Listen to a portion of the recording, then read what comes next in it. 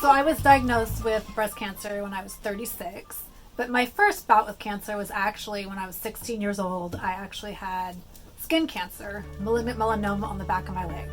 Back then I didn't really know, cancer didn't really mean that much to me because I was still pretty young.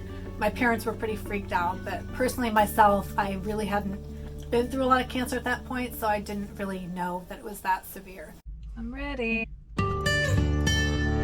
Fast forward to when I was diagnosed with breast cancer, I definitely knew what had hit me.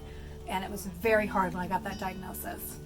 I was really into my job, loved my job. At that time, my husband and I had not had any children.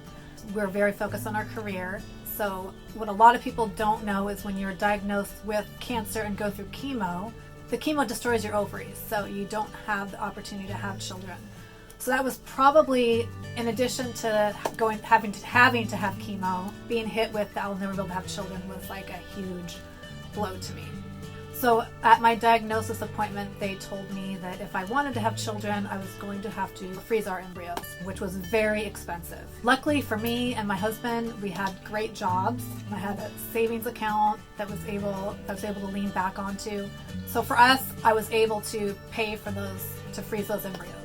Anyone else, it would be it's very difficult, very expensive, costs a lot of money, and you only have a real quick 2 weeks to make that decision. So before I started my chemo. So it was a very expensive journey, but I was very fortunate that I was able to lean on my savings for that. Shelly! Shelly! In addition, I was working. And so during my chemo, I continued to work. I took about probably 4 weeks off after my mastectomy and when I started my chemo just to see how I would feel.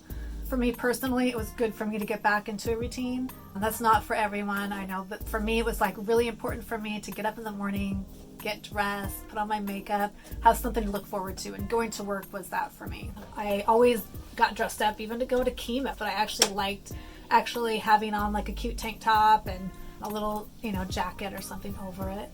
It made me feel good. And I think a lot of times when you're going through something like that, I think just those little things can help your attitude, help you feel a little bit better, more positive about yourself.